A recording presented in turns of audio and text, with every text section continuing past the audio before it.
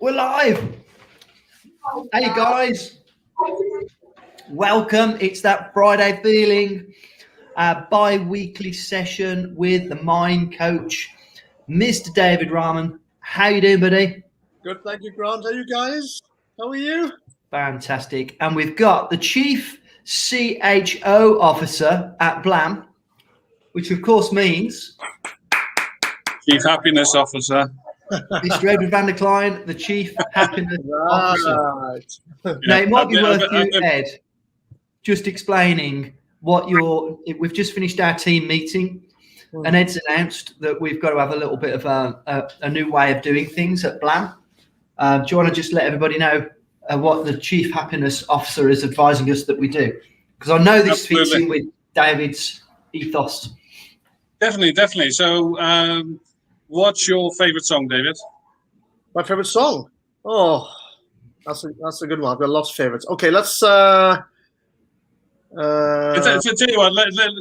Let's frame it. So, on a Saturday night, you're out with your friends, and you're well lubricated, and this song comes on, and you jump onto the dance floor and you start waving your hands in the air and you're screaming at the top of your voice. Okay, so immediately it comes to mind Titanium. Yes, exactly. Now, get that feeling that you have then, and then start your day with that. Okay. Just start your day like that, and then put the song on, dance, arms in the air. Yeah! I'm all over it. It's actually one of my ringtones, but it's there. Yes, thank you for that. Yeah, well, so a great way to kick off. And I know, David, I remember when I was on one of your very early courses, actually, and you recommended having a playlist. Yeah. So all those songs that you can play, because you know what, you've got to get in the mood, haven't you? You've got to, and music's so powerful. Oh, look at those cookies. I'm going to go. Happiness in a box. Yes, it's there. I want some of those, please. So today, guys, thanks for joining us. Today we have got another subject that I know not just entrepreneurs are going to be struggling with this one. This is a human being thing.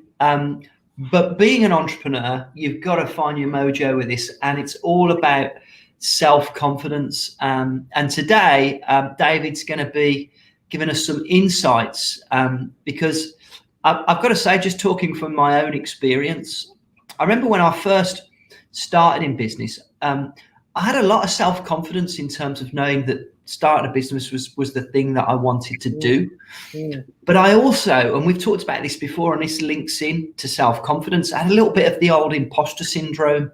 And so when I was dealing with other business owners, or when I was presenting to people that were in a supposed place of authority, my self-confidence was really low.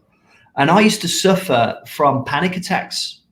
And I used to really, fall over my words, hot sweats, cold sweats even, just become all befuddled when I was presenting to somebody that I felt, where my confidence was low because I felt almost inferior. And I was worried about how they would perceive me. I'm guessing this is something you come across a lot, David. Yeah, I've experienced exactly the same thing, which is, you get this point where you feel inferior, you feel not good enough. You play this conversation in your head just before you enter a room, and you stop believing yourself. And I had this.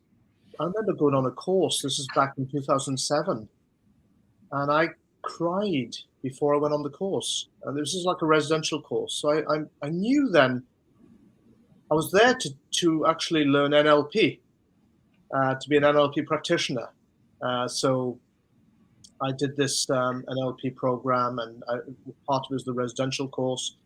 I needed that. I knew I needed to teach that stuff. I needed to work on myself first. And I cried in the car before I got to the the venue. The venue was in Birmingham or something like that, and I knew I had stuff to deal with. And it's at times like that when you realize you've got stuff to deal with. But it's okay for anyone out there who's suffering confidence issues, having these doubts and worries. It's okay. It is okay. The first thing is just not to beat yourself up about it, but to realize that we've been through it, and that's why we teach it, so that you can be confident. And it's such a big thing at the moment, more than ever in the world.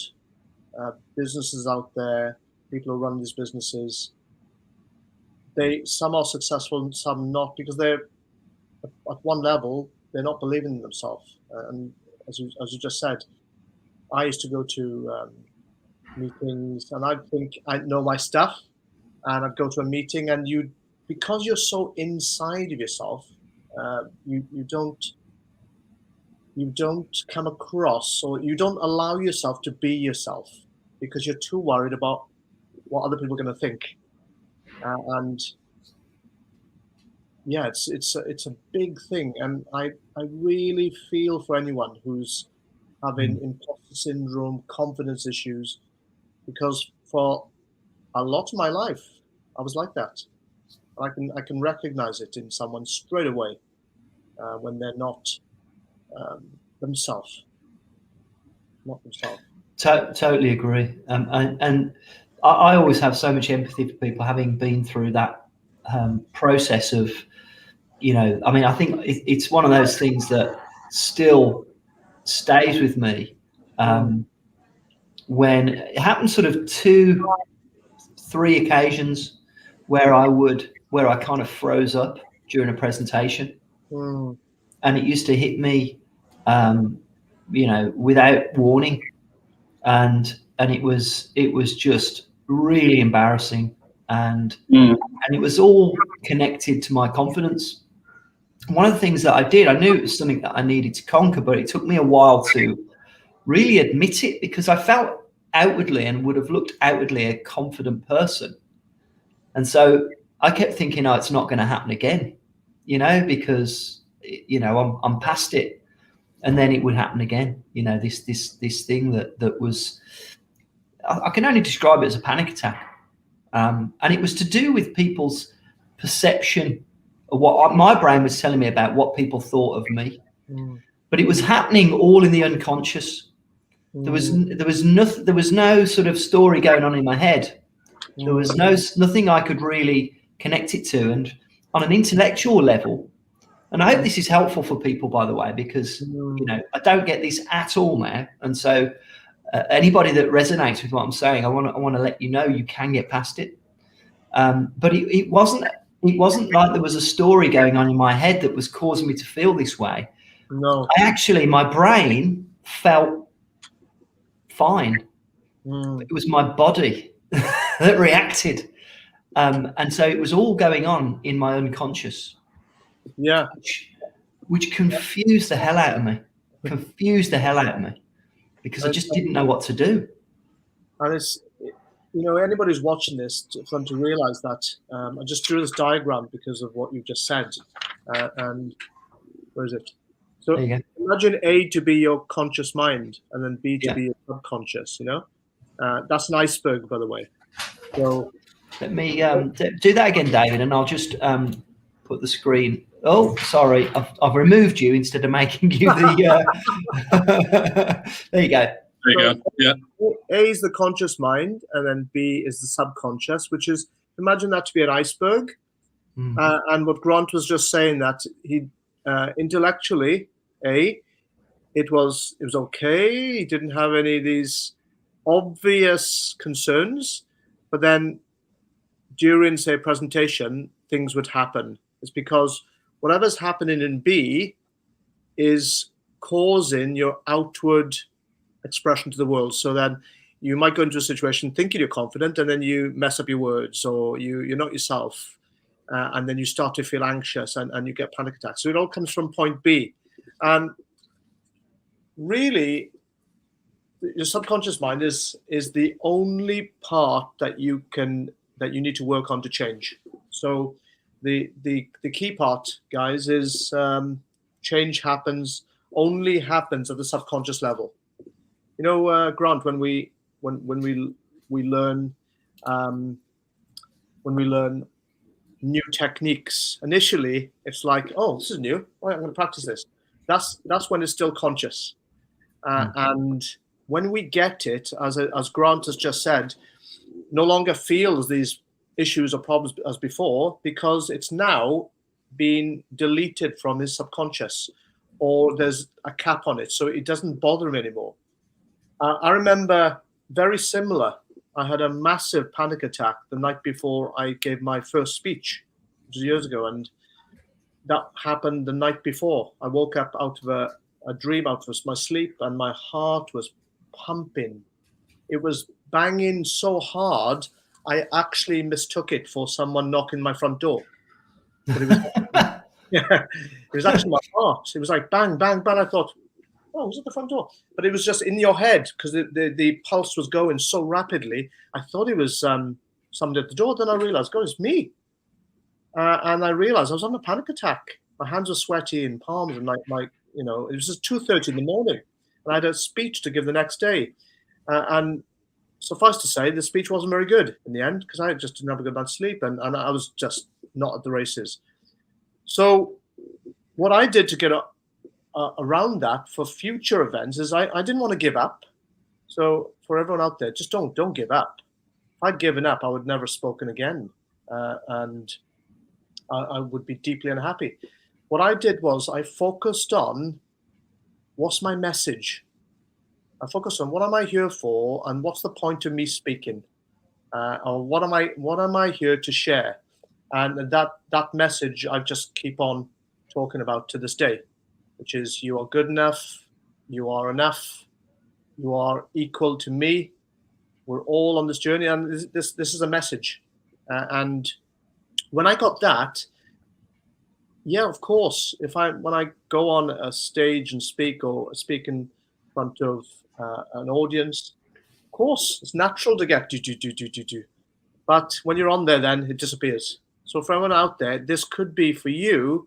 It could be you're never going to speak because you don't want to speak to an audience, but you might have these pangs when you're getting onto the phone and you want to speak to a customer or a potential customer, and you might be working yourself up into state. So this is about really the subconscious mind, by the way, responds to repetition. So Grant kindly reminded me of a great book which I'd read before and I'd never paid attention to, and I reread again recently, called Think and Grow Rich, which everyone out there, if you want to read it. Definitely read it. It's written in, I think, 1937, but a lot of the principles are timeless, and it talks about the principle of autosuggestion, which is repetition is another old skill. So in order for B to change, that bit here, your subconscious mind, repeat. Repeat. And you're not going to like it. Your conscious mind is not going to like it. Your ego, your programming is not going to be happy that you're trying to teach it new stuff, because it doesn't like change. You know, human beings, we don't like change. It's just, change means uncertainty. We don't like uncertainty. We don't talk about things like death, but our parents go. We don't want to know about that. So we don't like change. So the key factor for everyone out there watching is, number one, find out where I call it the stick of rock effect, which is find out in your life where would you like to improve? What would you keep doing over and over again? So is it you keep starting new things and never finishing, or you keep looking at shiny object syndrome? So you think, oh, I'm gonna do a podcast. No, I'm gonna write a book, and you never finish anything. So look at what is it? Are you a people pleaser? Are you procrastinator? Are you someone who you're not consistent?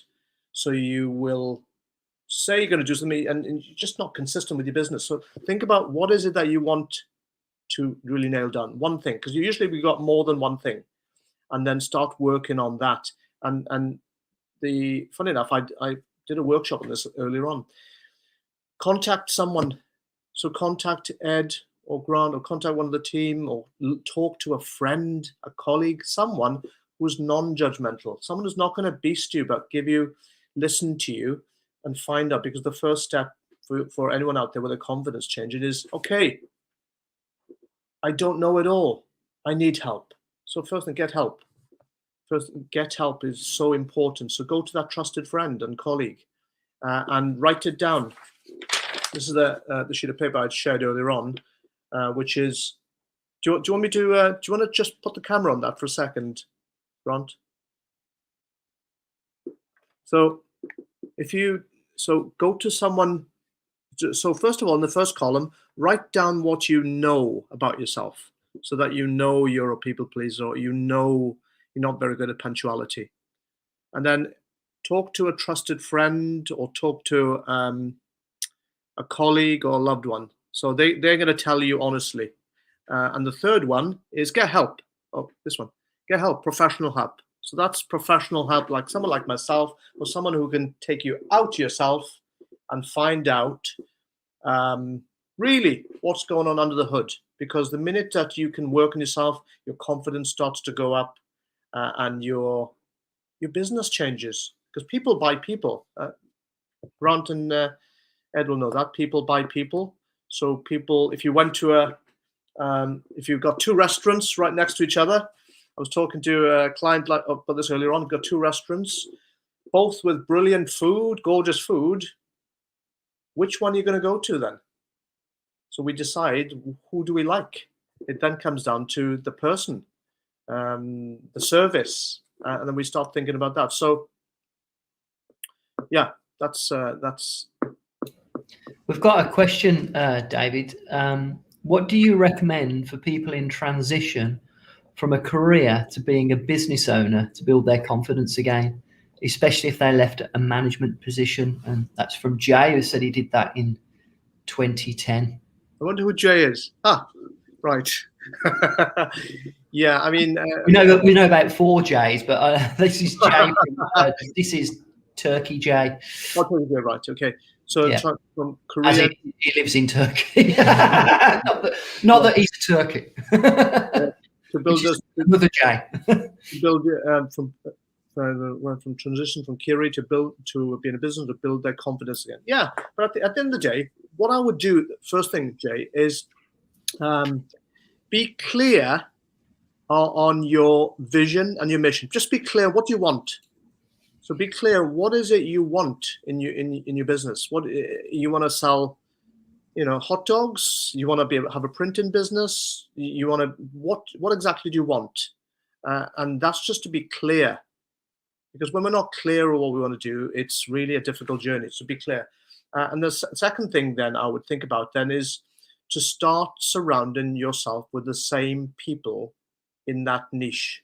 Start surrounding yourself with the same people. Reach out to the people in that niche. Reach out to people in other businesses as well, who are on the journey. So people who are on the same level as you, and perhaps people who you think you want to aspire to be. So reach out to these people, because every time we have conversations, every time we have dialogue with people, it keeps us on track for our mission and our vision.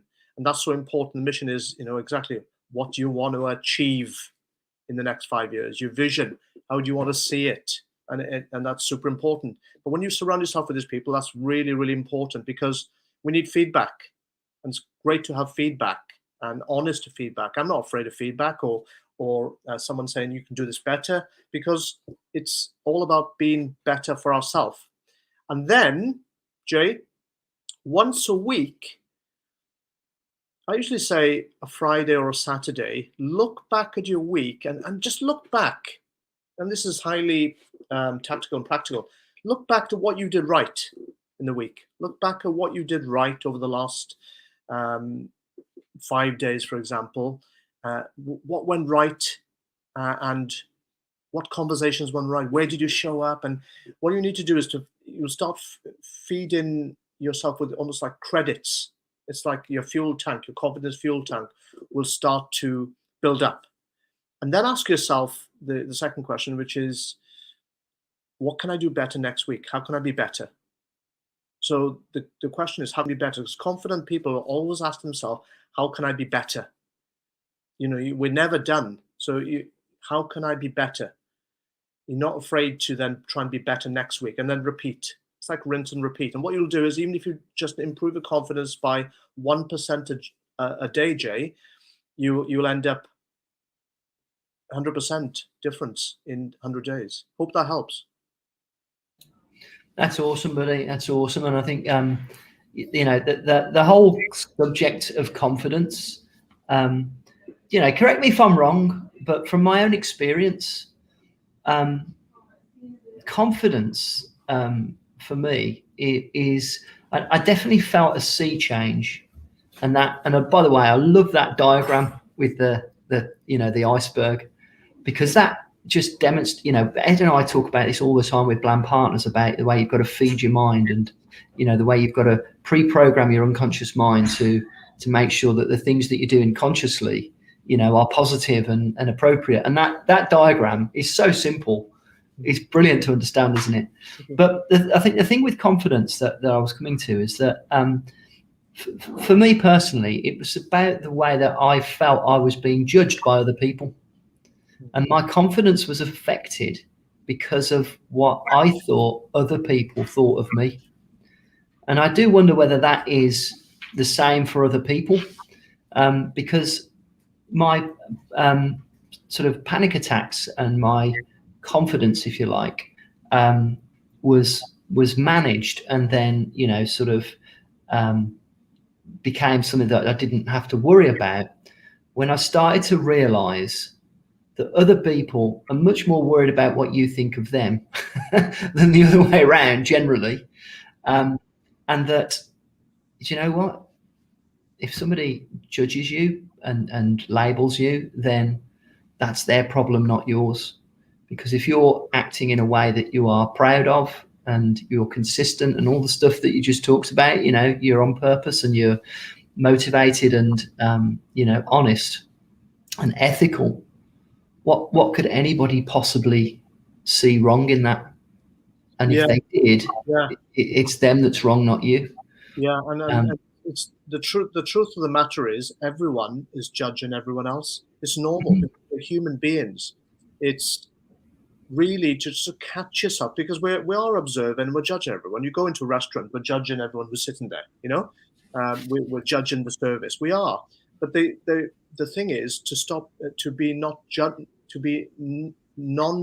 which is not to engage with that. You don't have to engage with that. So for a lot of my life, and I'll agree with you totally, I was bonkers. I was just thinking that talking about me, I would be in the cinema thinking that they're watching me, and it was stupid. But we all have, it's one of the biggest problems in any business owner out there, or any person. It is, we think people are talking about us, judging us.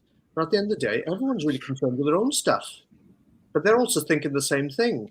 And I think if anyone out there just goes with the attitude of, where we are, in my book, Let It Go, I talk about something called the blueprint, which is Grant, Ed, Jay, myself. We have something called the blueprint. We all have this blueprint, which is our operating system, our own software. And in there is the need for love. We want to be loved. We want to be liked. And our greatest fear is we're not. It's our greatest fear. We're not being loved or liked. And that fear then drives off, what are people thinking of me? I need to, I want them to like me. Therefore, I've got to do this and this and this. I can't be confrontational. I have a fear now of being assertive. I have a fear of missing out, So it is a huge fear, thinking of what other people think. But as Grant says, if you've got all your ducks in a row, if you've got your integrity and you are providing great service and you're honest and so on, nothing to worry about. And the second part is, someone may be judgmental towards you, or nasty towards you, or not nice towards you, because of their own shit that's going on in their life. Because of that, we often don't. Because of that, we take it personally. But just again, look at how someone's responding or reacting. And often it's not you, it's actually their own stuff. You know, if somebody cuts you up on the road, how would you know that his mum has just not passed on? Or how do you know that her husband hasn't run off with another woman? We don't know. But they are in their own life, and therefore they're angry, they're at the wheel, they've cut you up. But what you do is you take it personally. So I always think, try and look through the eyes of someone else, understand them. When you do that, you can then not take things so personally, because that's something that, again, that people do. They take things personally. I think we touched on this last time, and it's really important, is that because we have to talk about this a lot in sales. I mean, I've got Alex in the office today, just opposite me, and he got told to F off today on the phone, you know, which was quite impolite, and you know that can knock your confidence.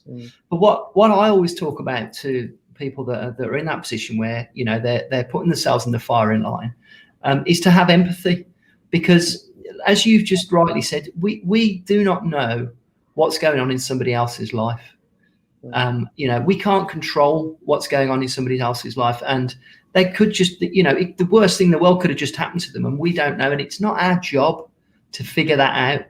But what we can control is our own positivity, is the actions that we take, is our own ethics, our own integrity, our own products, services, business.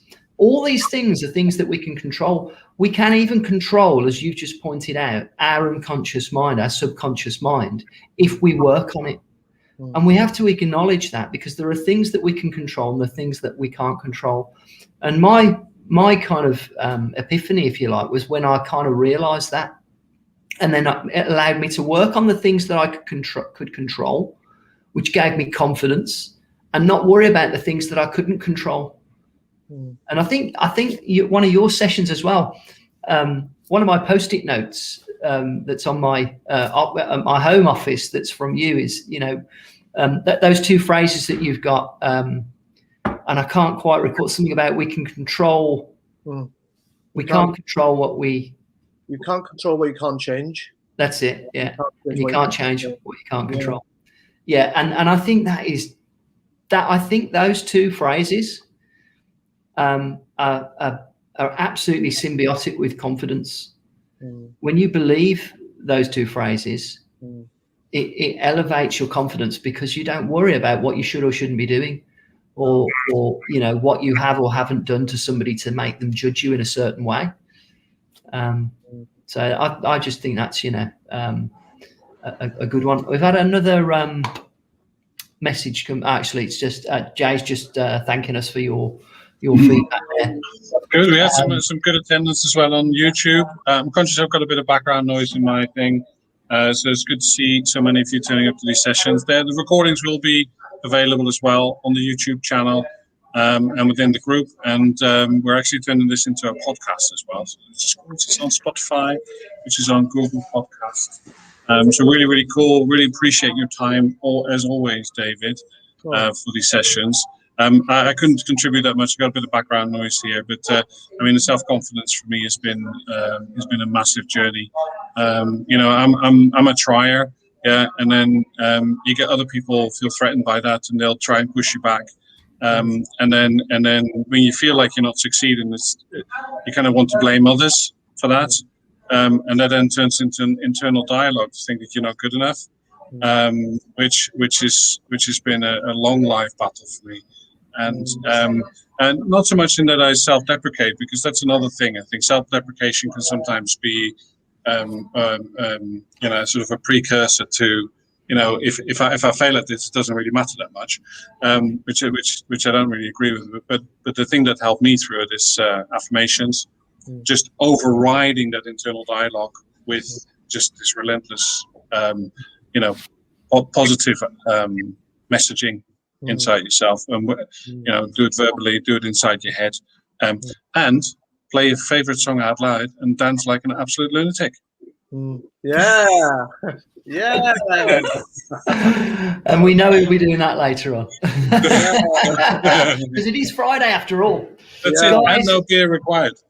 That's been an epic session. Thank you so much both for your contribution there. That's been brilliant. And again, guys, don't forget we'll be back in 2 weeks' time. Look forward to seeing you then. We'll come up with another topic that's going to help you on your entrepreneurial journey and your journey in life. Thank you, David. Thank you, Ed. Have a great weekend all. Take care. Bye-bye.